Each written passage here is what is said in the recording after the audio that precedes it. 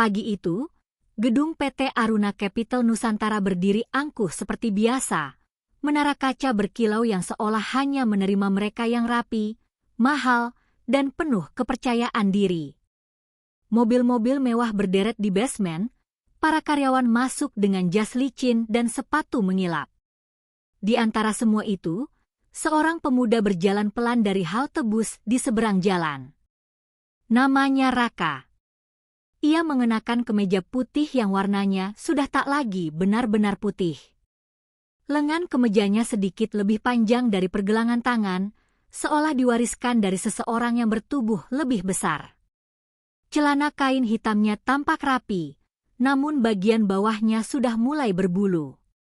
Yang paling mencolok adalah sepatunya, sepatu hitam tua dengan ujung terkelupas, solnya tipis, dan bunyi krek kecil setiap kali menginjak lantai marmer. Raka berhenti sejenak di depan pintu putar gedung. Ia menghela napas pendek, bukan karena gugup, tapi karena kebiasaan. Tangannya merogoh tas ransel lusuh di punggungnya, memastikan map coklat berisi surat magang masih ada di sana. Ia sudah memeriksanya 3 kali sejak naik bus tadi. Tenang, gumamnya pelan pada diri sendiri. Begitu masuk, udara dingin AC langsung menyambut. Satpam di lobi meliriknya sekilas, lalu lebih lama dari yang seharusnya. Magang? Tanya satpam itu tanpa senyum. Raka mengangguk cepat. Iya, Pak. Divisi Keuangan. Satpam menerima kartu identitas sementara dengan 2 jari, membaca namanya, lalu menyerahkannya kembali tanpa komentar. Tatapan itu, Raka sudah hafal. Tatapan yang menilai dari ujung rambut sampai sepatu, lalu menyimpulkan sesuatu tanpa bertanya apapun. Lift menuju lantai 20 penuh dengan karyawan. Raka berdiri di sudut, tasnya dipeluk di depan dada. Di sekelilingnya, percakapan terdengar ringan tapi berkelas. Portfolio klien asing itu fix masuk kuartal ini. Bonus tahun ini katanya lumayan. Valuasi perusahaan pesaing overpreach. Kata-kata itu seperti bahasa ibu bagi Raka. Ia mendengarkan, mencatat dalam kepala, meski wajahnya tetap menunduk. Ketika lift berhenti, hampir semua orang keluar dengan langkah percaya diri. Raka menyusul paling belakang. Divisi Keuangan PT Aruna Capital adalah ruang terbuka luas dengan dinding kaca. Monitor besar menampilkan grafik saham yang terus bergerak. Angka hijau dan merah berkedip seperti detak jantung pasar. Seorang perempuan berkacamata menyambutnya di meja resepsionis internal. Magang baru? Tanyanya singkat. Iya, Mbak. Raka. Duduk saja di sana. Nanti HR datang. Raka mengangguk dan duduk di kursi kosong dekat printer. Ia meletakkan tasnya dengan hati-hati, lalu mengeluarkan sebuah buku catatan tebal. Sampulnya sudah kusam, sudut-sudutnya terlipat. Buku itu bukan buku biasa, isinya penuh coretan tangan, diagram, tanggal, dan kode-kode yang hanya ia pahami. Sambil menunggu, matanya melirik layar besar di dinding, grafik saham Arna, kode saham perusahaan tempat ia magang. Garisnya sedang turun. Tidak tajam, tapi konsisten. Raka menyipitkan mata, lalu membuka buku catatannya pada halaman tertentu. Ia membandingkan angka di layar dengan catatan pribadinya. Sudut bibirnya sedikit mengeras. Lebih cepat dari yang kuduga, pikirnya. Tak lama kemudian, seorang pria berjas abu-abu datang bersama 2 anak magang lain yang tampil jauh lebih layak di mata sosial. Rambut klimis, sepatu baru, jam tangan mencolok. Kalian magang di sini 3 bulan, kata pria itu datar. Ikuti aturan. Jangan sok pintar. Tugas kalian bantu data, fotokopi, dan jangan ganggu rapat. Tatapannya berhenti sepersekian detik pada Raka, entah karena sepatunya atau karena buku lusuh di tangannya. Raka hanya mengangguk. Jam-jam pertama diisi dengan tugas sederhana. Mengurutkan laporan keuangan, mencetak dokumen, mengantarkan map ke meja analis. Tak satu pun yang sulit. Bahkan terlalu mudah. Namun Raka mengerjakannya dengan teliti, nyaris tanpa suara.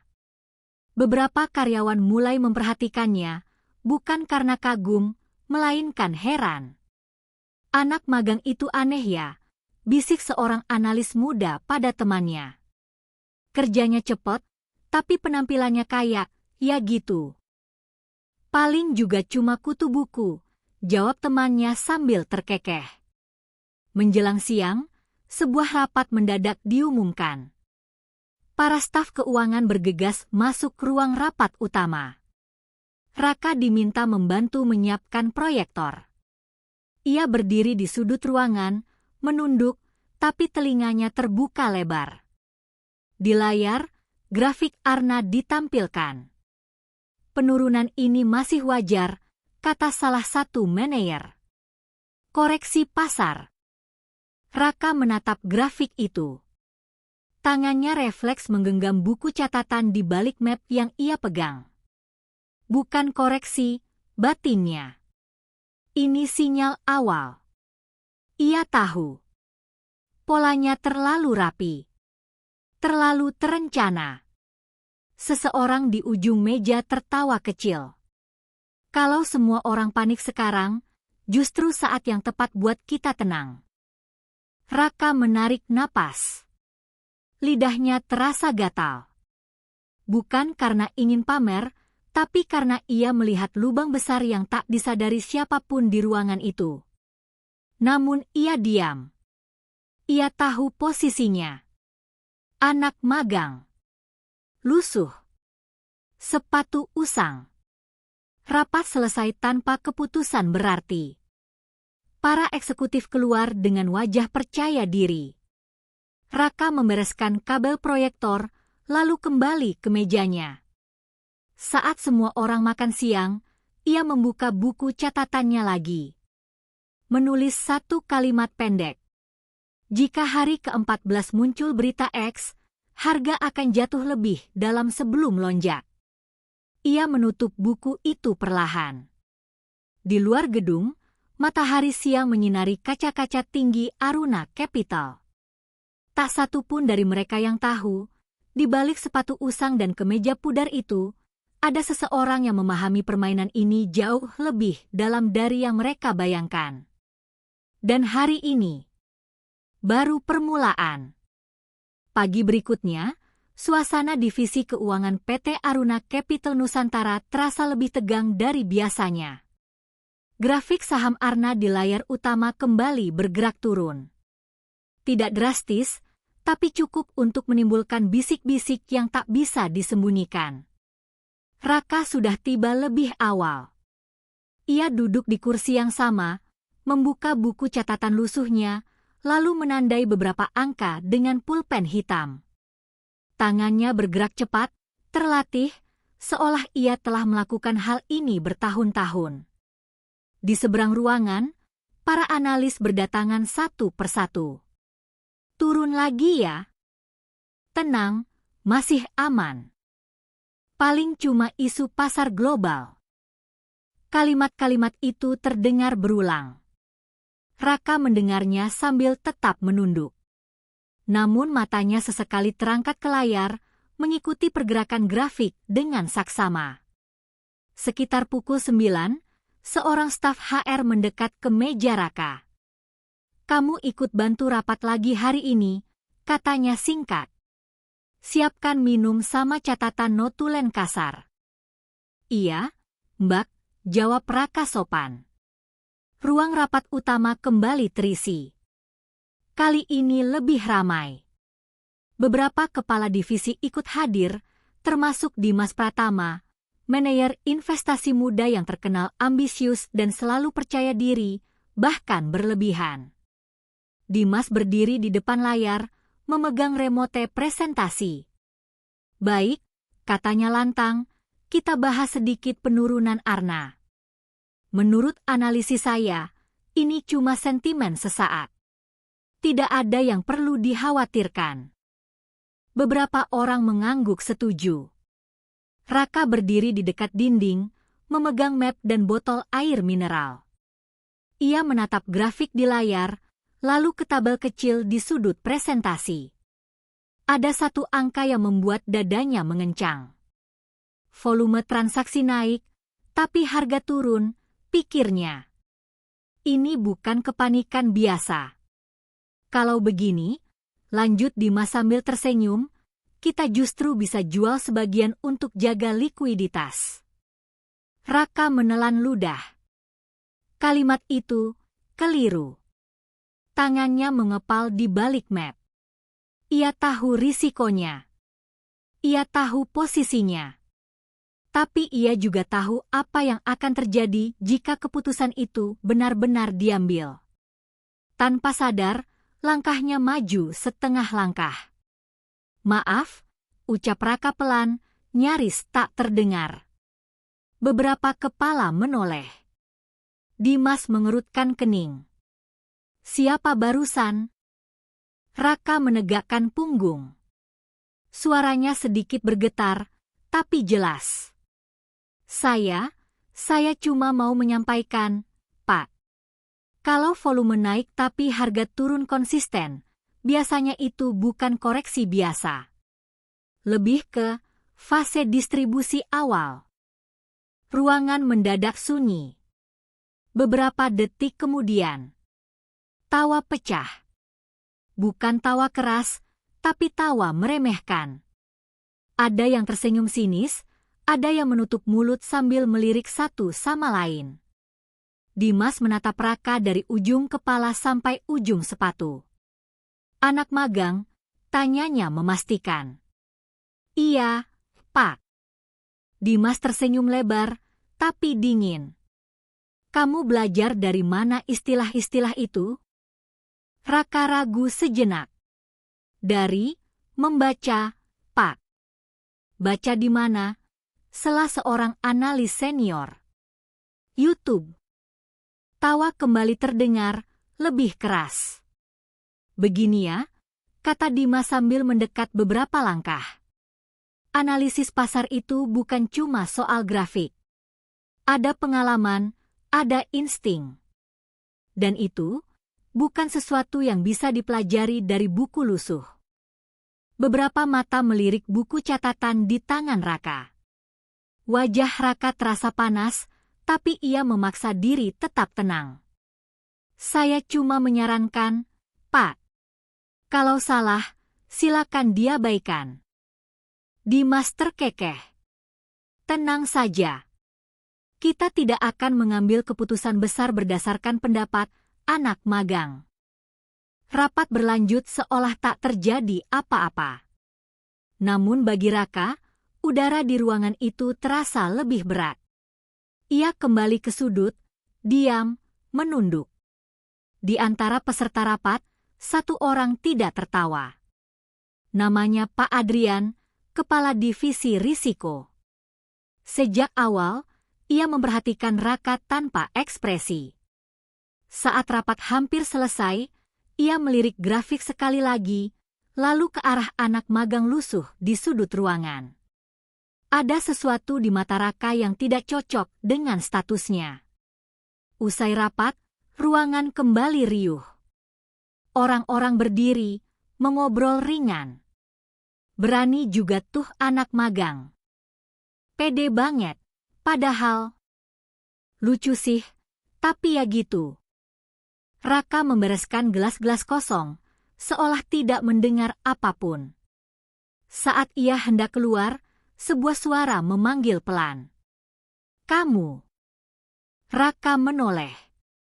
Pak Adrian berdiri di dekat pintu. Iya, Pak. Pak Adrian menatapnya beberapa detik lebih lama dari yang nyaman.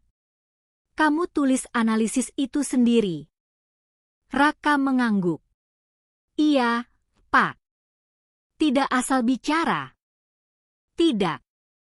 Pak Adrian tidak langsung menjawab. Ia hanya berkata, hati-hati. Di tempat seperti ini, bicara terlalu jujur kadang lebih berbahaya daripada salah. Raka tersenyum tipis. Saya mengerti, Pak.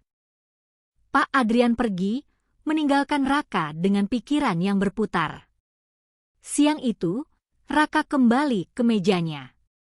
Ia membuka buku catatan lusuhnya, menulis satu baris lagi. Hari ketiga, mereka tertawa. Ia menutup buku itu perlahan.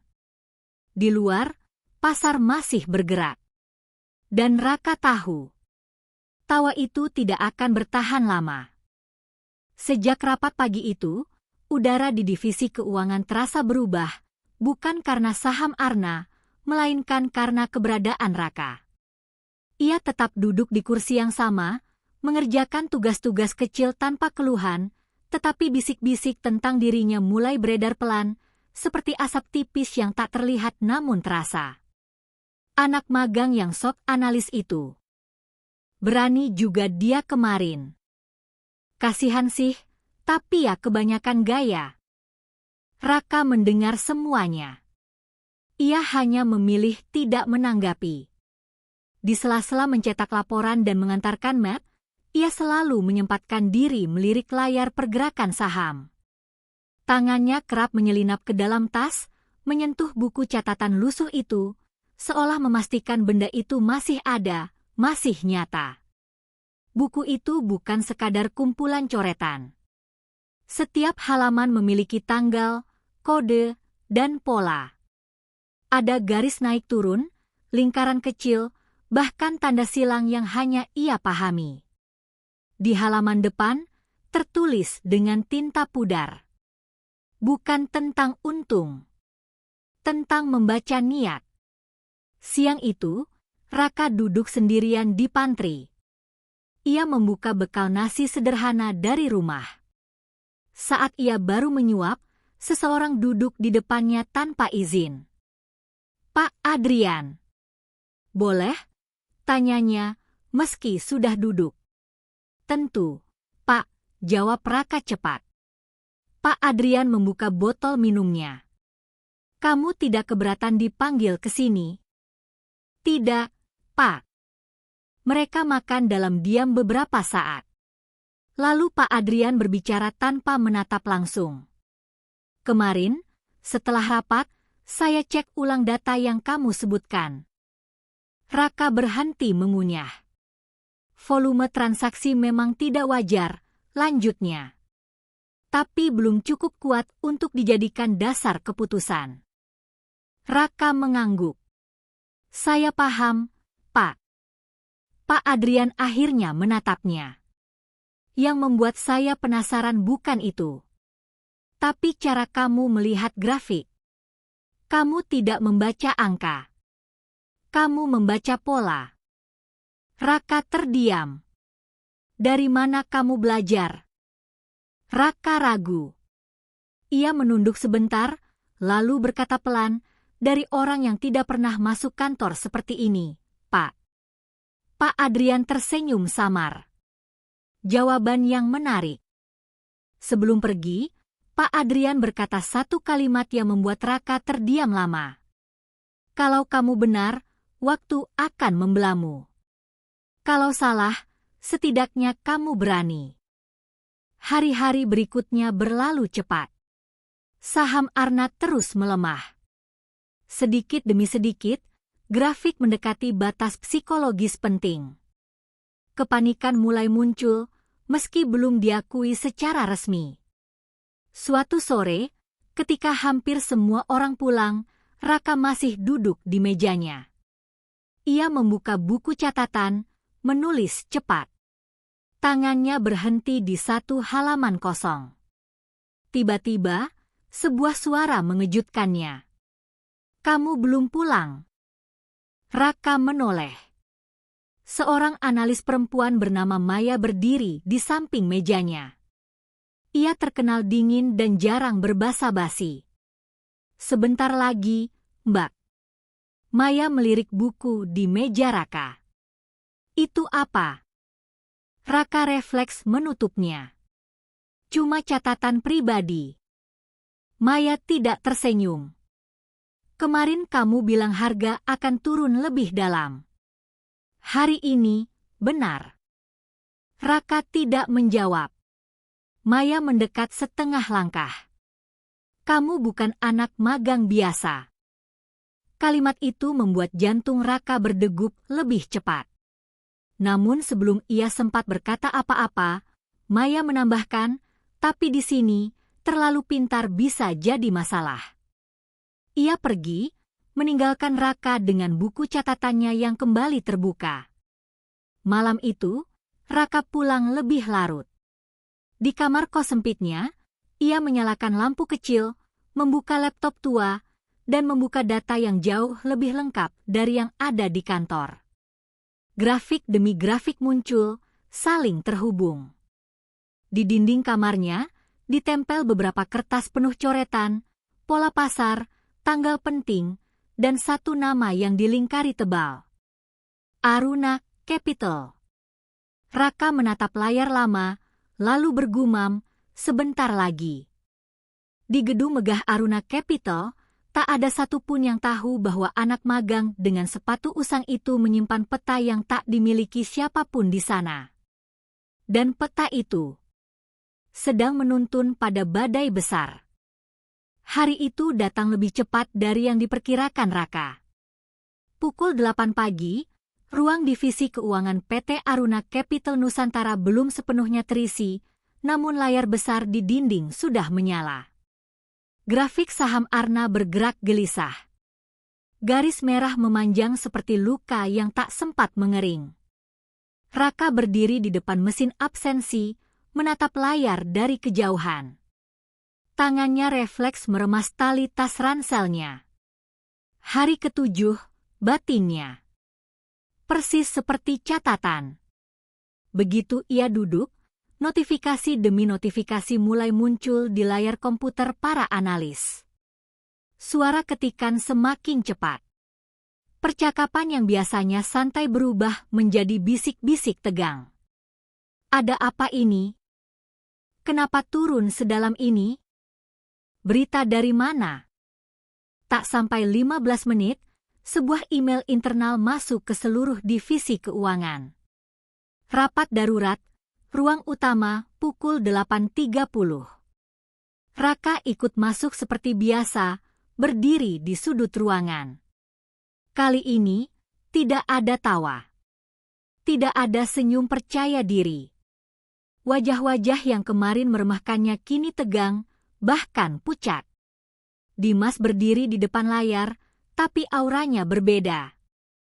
Tangannya sedikit gemetar saat menekan remote. Baru saja beredar rumor, katanya, berusaha terdengar tenang. Tentang kemungkinan penundaan proyek ekspansi. Ruangan langsung gaduh.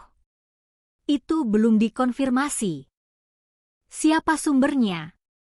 Ini bisa berbahaya. Grafik Arna kembali turun tajam. Raka menatap angka itu. Ia membuka buku catatannya secara diam-diam. Baris yang ia tulis beberapa hari lalu kini terasa seperti bayangan masa depan yang menabrak kenyataan. Jika hari ke-14 muncul berita X. Ini memang belum hari ke-14. Tapi arah anginnya sama. Solusi kita apa? Tanya salah satu direktur. Dimas menghela napas. Saya sarankan kita jual sebagian saham untuk menenangkan pasar. Tunjukkan bahwa kita siap menjaga likuiditas. Raka menutup buku catatannya perlahan. Dadanya terasa sesak. Ia mengangkat kepala. Maaf, Pak. Ucapnya, kali ini lebih jelas. Semua mata menoleh, lagi. Dimas memejamkan mata sejenak, seolah menahan kesabaran. Kamu lagi. Raka melangkah setengah langkah ke depan. Kalau kita jual sekarang, justru memperkuat sentimen negatif. Pasar akan membaca itu sebagai kepanikan internal. Ruangan sunyi. Seorang direktur menyela, lalu menurutmu apa? Raka menelan ludah. Diam. Atau beli perlahan. Kali ini, tawa tidak langsung pecah. Yang terdengar hanya desah napas dan kursi yang bergeser. Beli. Dimas tertawa kecil, pahit. Dengan uang siapa? Anak magang. Beberapa orang tersenyum kecut. Namun ada juga yang mulai ragu. Pak Adrian bersuara, biarkan dia bicara. Raka menatap Pak Adrian, terkejut, lalu mengangguk. Jika rumor ini tidak dikonfirmasi dalam beberapa hari, harga akan rebound. Tapi hanya kalau kita tidak menunjukkan ketakutan. Seorang direktur menggeleng. Terlalu berisiko. Justru karena berisiko, jawab Raka lirih, keputusan ini menentukan siapa yang membaca pasar dan siapa yang hanya bereaksi. Hening panjang menyelimuti ruangan. Akhirnya, CEO yang sejak tadi diam angkat bicara. Kita tidak bisa mengambil keputusan besar berdasarkan opini anak magang. Kalimat itu seperti palu. Rapat selesai, lanjutnya. Kita ikuti rencana awal. Jual sebagian. Raka menunduk. Ia sudah menduga. Usai rapat, suasana kantor kacau. Telepon berdering tanpa henti. Email masuk bertubi-tubi. Saham Arna dijual, dan pasar membaca itu sebagai tanda bahaya. Grafik jatuh lebih dalam. Sore harinya, Raka duduk sendirian di mejanya. Di sekelilingnya, orang-orang tampak lelah, tegang, dan panik. Tak ada lagi yang menertawakannya. Namun juga tak ada yang mendengarkannya. Ia membuka buku catatannya dan menulis dengan tangan yang tenang. Mereka memilih takut. Malam itu, sebelum pulang, Pak Adrian menghampirinya. Kamu tahu ini akan terjadi? Tanyanya pelan. Raka mengangguk. Kemungkinan besar, Pak.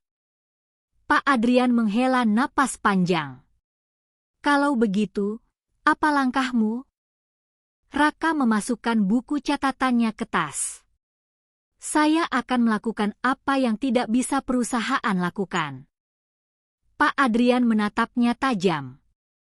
Apa maksudmu? Raka menatap layar terakhir kalinya hari itu, grafik Arna yang jatuh. Membeli. Ia melangkah pergi, meninggalkan gedung yang mulai gemetar oleh keputusannya sendiri.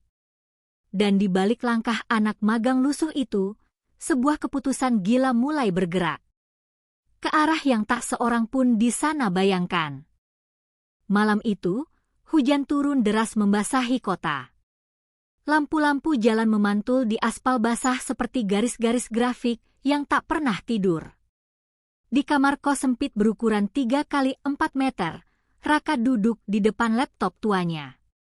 Kipas angin kecil berderi pelan, menemani ketukan hujan di jendela. Jam menunjukkan pukul 22.47.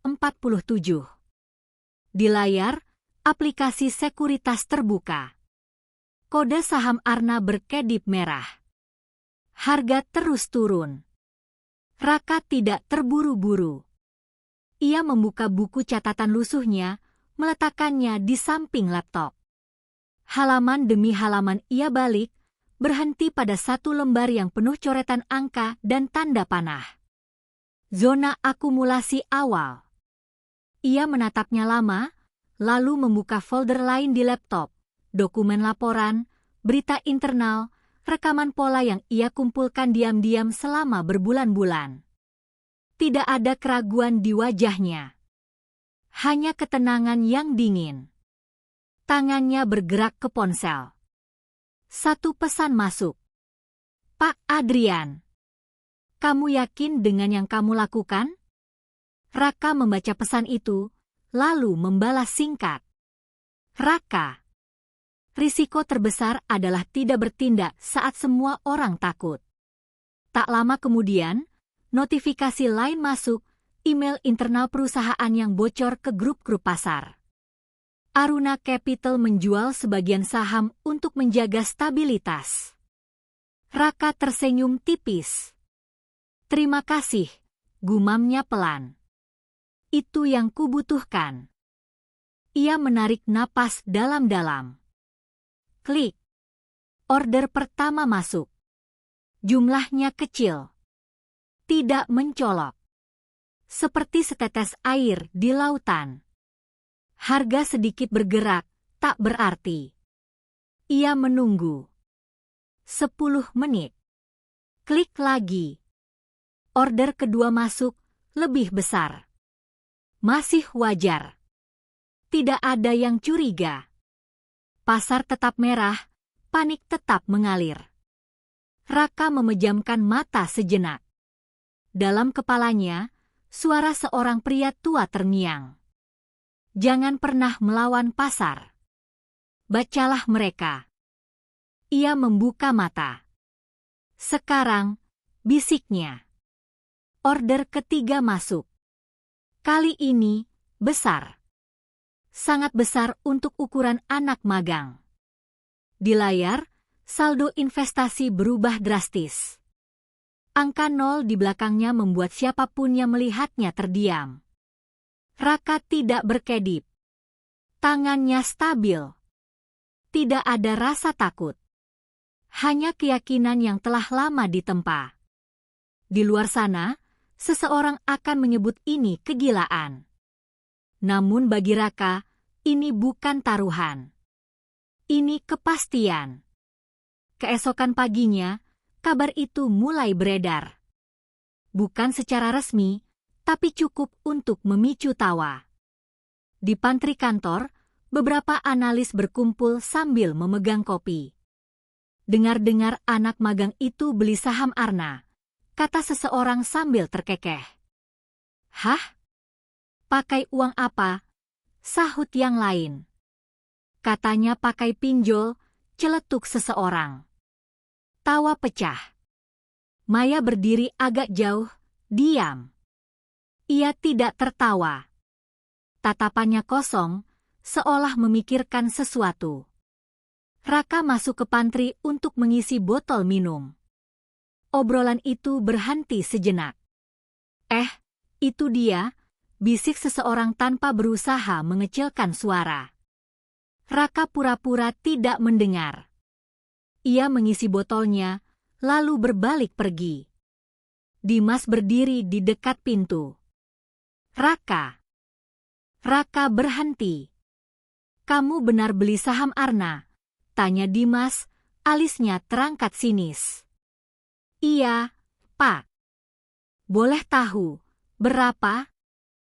Raka berpikir sejenak. Cukup. Dimas tertawa keras. Kamu tahu ini bisa jadi 0, kan? Raka menatapnya tenang. Saya tahu risikonya. Kalau rugi, jangan bawa-bawa nama perusahaan. Saya tidak pernah berniat begitu, Pak. Dimas mendekat, suaranya mengecil tapi menusuk. Atau jangan-jangan kamu mau sok pahlawan? Raka menggeleng. Saya cuma membaca pasar. Dimas mendengus. Pasar tidak peduli bacaanmu.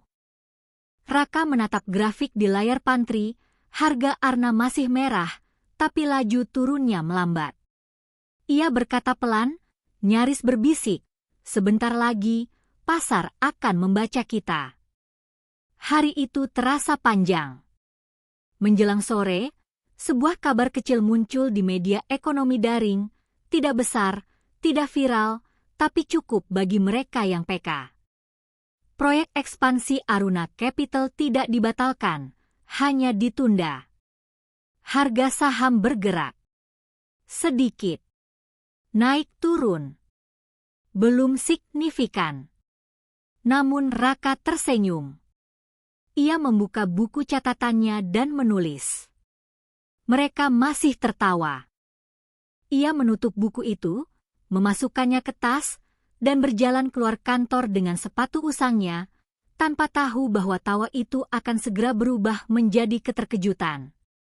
Pagi itu, suasana di lantai 20 terasa aneh, terlalu sunyi untuk ukuran hari kerja. Beberapa karyawan berdiri mematung di depan layar monitor.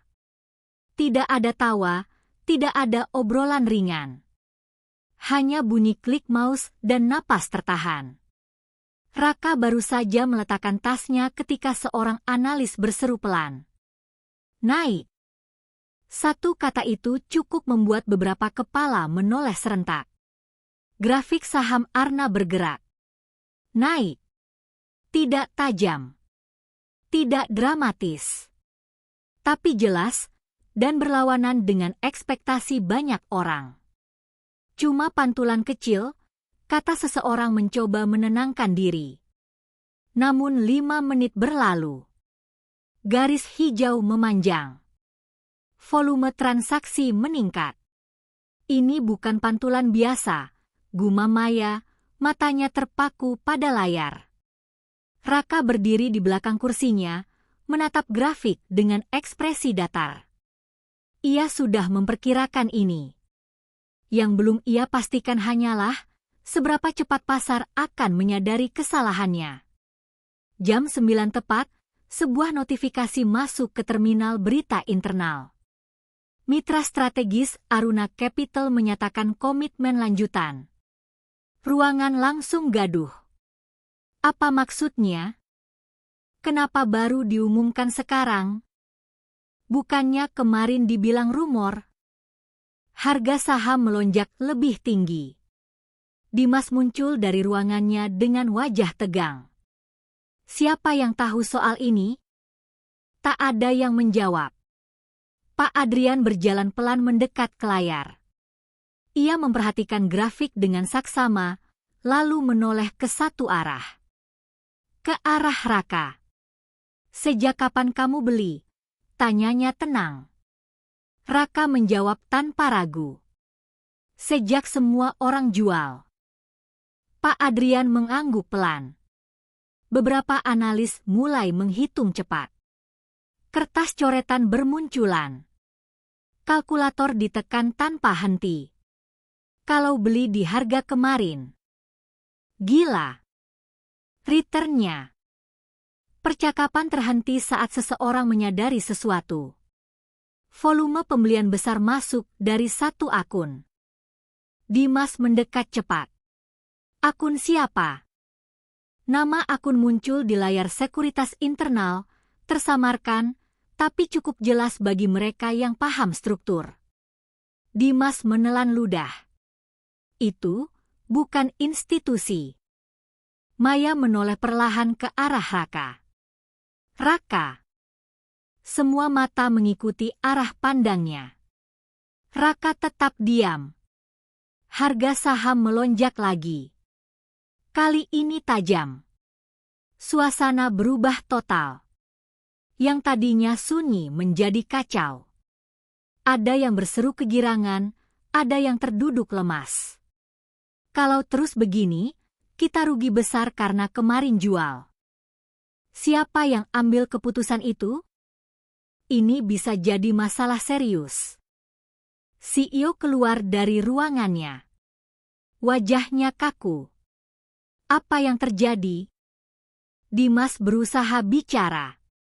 Pak, saham Arna rebound. Cepat. CEO menatap layar lama. Siapa pembeli besarnya? Hening. Pak Adrian melangkah ke depan. Seorang individu. Siapa? Pak Adrian menoleh. Anak magang kita. Ruangan seperti membeku. CEO memandang Raka, tak percaya. Itu benar. Raka mengangguk. Iya, Pak. Dengan uang siapa? Suara CEO meninggi. Uang saya. Beberapa orang tertawa kecil, refleks, tidak percaya. Namun tawa itu mati ketika Maya berkata pelan, "Saldo akun itu lebih besar dari yang kita kira." Raka melangkah ke depan untuk pertama kalinya sejak hari itu dimulai. "Saya tidak bermaksud mengganggu. Saya hanya membeli saat valuasinya salah." CEO menatapnya lama, lalu berkata dingin, "Kamu tahu apa dampaknya?" Raka mengangguk. "Saya tahu." Harga saham kembali naik. Layar menampilkan warna hijau mendominasi. Keuntungan Raka bertambah detik demi detik. Pak Adrian tersenyum tipis untuk pertama kalinya. Pasar sudah memilih. CEO menarik napas panjang. "Kumpulkan data. Kita rapat besar." Raka kembali ke mejanya. Ia membuka buku catatan lusuhnya dan menulis satu kalimat pendek. Tawa mulai berhenti. Di luar gedung, matahari pagi menyinari kaca Aruna Capital. Untuk pertama kalinya, sepatu usang Raka tidak lagi terdengar asing di lantai marmer. Namun ia tahu, ini baru awal dari pertanyaan yang jauh lebih berbahaya. Rapat besar dijadwalkan sore itu juga. Bukan rapat biasa, melainkan rapat yang dihadiri jajaran direksi, kepala divisi, dan satu nama yang sebelumnya tak pernah dianggap penting, Raka, anak magang dengan sepatu usang. Sejak lonjakan saham pagi tadi, suasana kantor berubah drastis. Orang-orang yang dulu melewatinya tanpa lirikan kini mencuri pandang diam-diam. Beberapa tersenyum canggung. Beberapa lainnya menatap dengan curiga. Raka berjalan menuju ruang rapat dengan langkah tenang. Tangannya tetap membawa tas ransel lusuh itu. Buku catatan ada di dalamnya, seperti biasa. Di dalam ruang rapat, CEO duduk di kursi utama. Di sampingnya, Pak Adrian dan dua direktur lain. Dimas duduk sedikit menjauh, wajahnya tegang. "Silakan duduk," kata CEO singkat, menunjuk kursi kosong di ujung meja. Raka duduk. Untuk pertama kalinya, tidak di sudut. CEO membuka rapat tanpa basa-basi. "Kamu membeli saham Arna dalam jumlah signifikan. Itu fakta." "Iya, Pak." "Kamu tahu risikonya? Dan dampaknya pada perusahaan?" "Iya." CEO menyilangkan jari. "Yang ingin kami tahu sekarang bukan apa yang kamu lakukan, tapi siapa kamu sebenarnya." Hening. Raka menatap meja kayu di depannya. Sudah lama ia menyiapkan momen ini, namun tetap saja ada bagian dari dirinya yang berat untuk dibuka. Pak Adrian angkat bicara, suaranya tenang. "Kami sudah melakukan pengecekan singkat. Data kamu bersih. Terlalu bersih." CEO melanjutkan, "Universitas biasa. Riwayat keluarga sederhana. Tapi kemampuan analisismu tidak cocok." Semua mata tertuju pada Raka. Ia menghela napas pelan. "Saya memang tidak belajar di tempat istimewa, Pak." "Lalu dari mana?" desak salah satu direktur.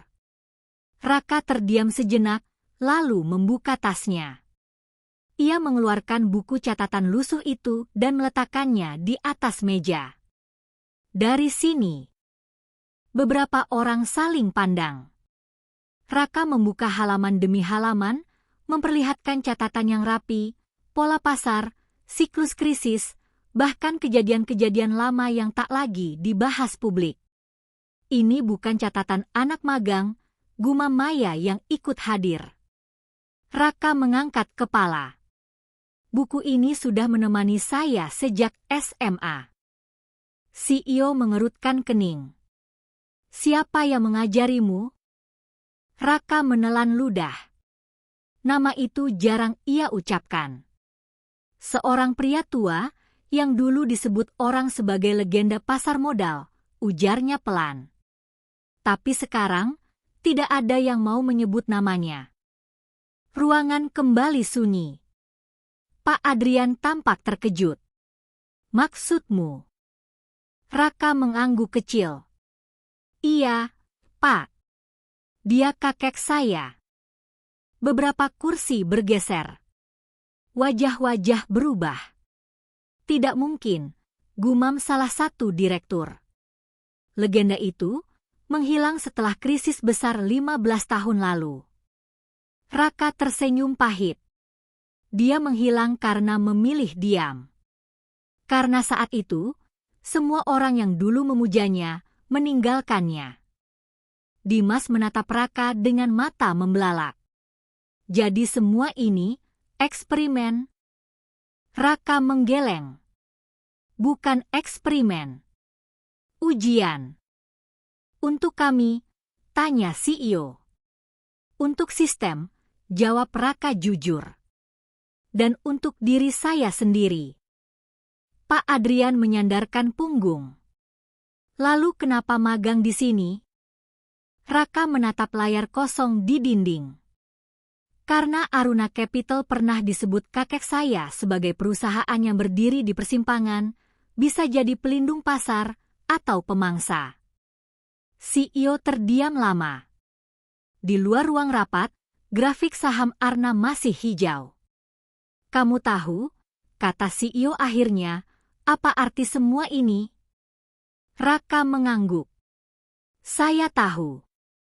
Kamu bisa mengguncang struktur kepemilikan kami. Raka menatapnya lurus. Itu bukan tujuan saya. Lalu apa? Raka menjawab pelan, tapi tegas. Membuktikan bahwa suara yang paling benar sering datang dari orang yang paling tidak didengar. Ruang rapat kembali hening. Di momen itu, semua orang sadar anak magang lusuh ini bukan sekadar pengecualian. Ia adalah cermin. Dan tak semua orang siap melihat bayangannya sendiri. Ruang auditorium PT Aruna Capital Nusantara siang itu penuh, tidak hanya oleh kursi dan jas mahal, tetapi oleh rasa ingin tahu yang tegang. Seluruh kepala divisi, manajer, analis, hingga staf junior berkumpul. Undangan rapat ini singkat, tanpa penjelasan. Namun satu rumor menyebar cepat. Anak magang akan bicara. Raka berdiri di belakang panggung kecil. Tangannya memegang buku catatan lusuh itu, bukan sebagai pelindung, tapi sebagai pengingat. Ia mendengar bisik-bisik dari dalam ruangan. Itu dia. Serius anak magang. Katanya dia yang beli saham besar kemarin. CEO berdiri di podium, mengetuk mikrofon 2 kali. Terima kasih sudah hadir. Hari ini, saya tidak akan banyak bicara. Beberapa orang saling pandang. Saya ingin kalian mendengar langsung dari orang yang selama ini kalian lihat, tapi tidak kalian dengar. CEO menoleh ke samping. Silakan, Raka. Langkah kaki Raka terdengar jelas di auditorium yang mendadak sunyi. Sepatu usangnya mengetuk lantai, tok, tok, tanpa terburu-buru. Ia berdiri di podium. Tidak ada senyum. Tidak ada pembukaan dramatis. Ia hanya diam. 10 detik. 20 detik. Keheningan itu terasa lebih keras daripada teriakan. Beberapa orang mulai gelisah. Ada yang berdeham. Ada yang mencondongkan badan. Akhirnya, Raka membuka suara. Siapa di antara kalian, katanya pelan, yang pertama kali melihat saya, lalu langsung memutuskan saya tidak penting? Tak ada yang menjawab. Tidak apa-apa, lanjutnya. Saya juga akan melakukan hal yang sama jika saya tidak tahu apa-apa. Beberapa orang tertunduk. Raka menekan tombol presentasi. Layar besar menyala, menampilkan grafik saham Arna, jatuh, lalu melonjak tajam. Kemarin, saat harga jatuh, banyak dari kalian takut, katanya tenang. Dan rasa takut itu terlihat. Ia mengganti slide. Muncul data volume transaksi, waktu jual perusahaan, dan waktu beli pribadinya. Saya membeli di sini, katanya, menunjuk titik terendah. Saat tawa paling keras. Suara bisik-bisik muncul, lalu hilang. Saya tidak lebih pintar dari kalian, lanjut Raka. Saya hanya lebih mau diam dan mendengar pasar. Ia membuka buku catatan lusuh itu, memperlihatkannya ke arah hadirin. Buku ini tidak mengajari saya cara kaya. Ia mengajari saya cara tidak panik. Slide berikutnya menampilkan kutipan singkat. Pasar tidak pernah berbohong. Manusia yang sering salah membaca. Raka menatap hadirin satu persatu. Saya tidak marah pada siapapun di ruangan ini. Tapi saya ingin kalian ingat satu hal. Ia berhenti sejenak. Setiap kali kalian menertawakan suara kecil, kalian mungkin sedang menertawakan peringatan. Keheningan kembali turun. Di barisan depan, Dimas menunduk. Maya menatap layar tanpa berkedip. Pak Adrian menyilangkan tangan, matanya tajam, bukan marah, tapi bangga. Raka menutup presentasinya. Saya selesai. Ia turun dari podium. Tidak ada tepuk tangan. Namun tidak ada juga tawa. Diam itu lebih menampar daripada apapun. CEO kembali ke podium. Suaranya berat. Hari ini, kita tidak belajar tentang saham. Kita belajar tentang kesombongan. Ia menatap Raka. Dan tentang keberanian. Saat rapat selesai, orang-orang keluar dengan langkah berbeda. Lebih pelan. Lebih berpikir. Raka berjalan melewati lorong yang sama seperti hari pertama. Namun kali ini, tidak ada tatapan meremehkan. Yang ada hanyalah jarak dan rasa hormat yang kikuk. Di mejanya, Raka membuka buku catatan untuk terakhir kalinya hari itu. Ia menulis. Hari ini, mereka diam. Ia menutup buku itu perlahan. Namun ia tahu. Babak terakhir belum dimulai. Pagi itu, udara di Aruna Capital terasa berat, bukan oleh ketegangan pasar, melainkan oleh kesadaran yang datang terlambat.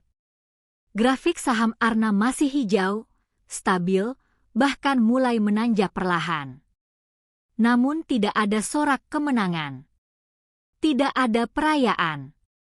Yang ada hanya wajah-wajah yang termenung.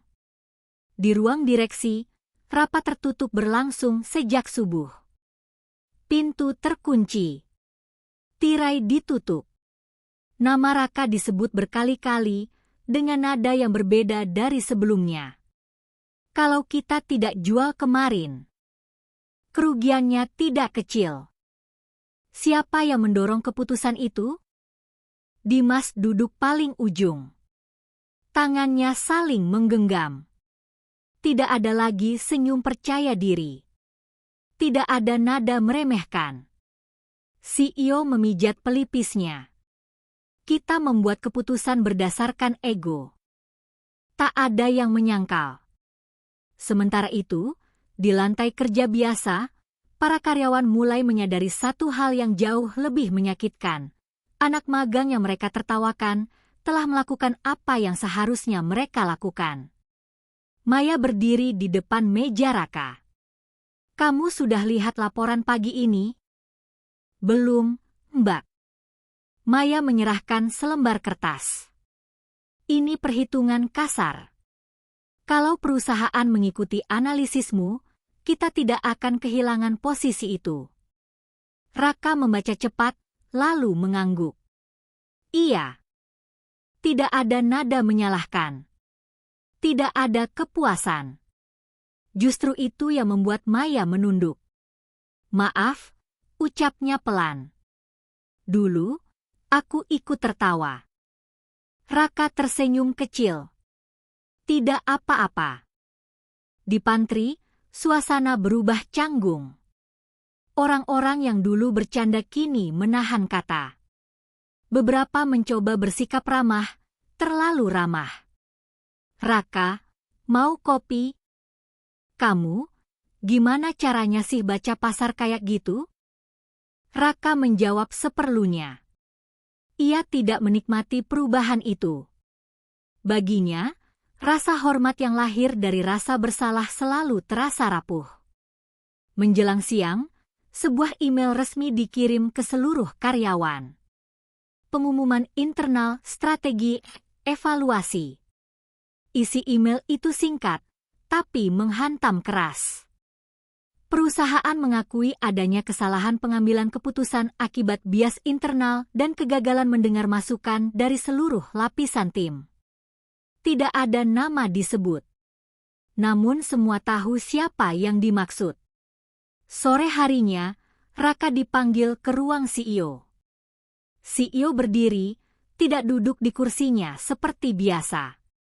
Kami berutang padamu, katanya jujur. Bukan hanya uang. Raka berdiri di depan meja. Saya tidak datang untuk ditagih atau menagih, Pak. CEO mengangguk. Kami ingin menawarkan sesuatu. Ia mendorong sebuah map ke arah Raka. Posisi analis strategis. Langsung. Tanpa jalur biasa. Raka membuka map itu, membaca sebentar, lalu menutupnya kembali. Terima kasih, katanya pelan. CEO tersenyum lega. Kamu menerimanya? Raka mengangkat kepala. Saya belum menjawab. Ruangan hening. Ada syarat? Tanya CEO hati-hati. Raka mengangguk. Saya tidak ingin diperlakukan istimewa karena hasil. Saya ingin sistem yang tidak lagi menertawakan suara kecil. CEO terdiam lama, lalu berkata, itu lebih sulit dari sekadar mengganti jabatan. Saya tahu, jawab Raka. Itulah sebabnya saya belum memutuskan. Di luar ruang CEO, Dimas berdiri ragu. Saat Raka keluar, mereka berhadapan. Raka, ucap Dimas kaku. Soal dulu. Raka menatapnya tenang. Tertawa itu mudah, Pak. Mengakui salah, tidak. Dimas mengangguk perlahan. Saya belajar hari ini. Raka melangkah pergi. Di mejanya, ia membuka buku catatan lusuh dan menulis satu baris terakhir di halaman itu. Tertawa telah berubah. Namun masih ada satu pertanyaan yang belum dijawab. Apakah Raka akan tinggal? Atau pergi dengan cara yang tak pernah mereka duga? Pagi itu, Raka datang ke Aruna Capital lebih awal dari biasanya. Gedung masih sepi, lorong-lorong sunyi, dan lantai marmer memantulkan langkah sepatu usangnya tanpa gangguan. Untuk pertama kalinya sejak hari pertama magang, ia berdiri lama di depan pintu putar, menatap bayangannya sendiri di kaca. Bukan karena ragu, melainkan karena sudah tahu keputusannya.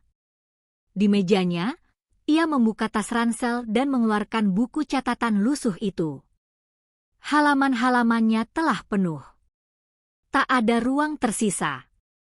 Ia membalik ke halaman terakhir, kosong, lalu menulis dengan tinta yang sama seperti dulu. Ujian selesai. Ia menutup buku itu perlahan. Beberapa menit kemudian, email masuk ke seluruh jajaran direksi dan divisi keuangan. Subjeknya singkat. Keputusan pribadi. Isinya lebih singkat lagi. Terima kasih atas kesempatan dan kepercayaan yang diberikan. Saya memilih tidak menerima posisi yang ditawarkan.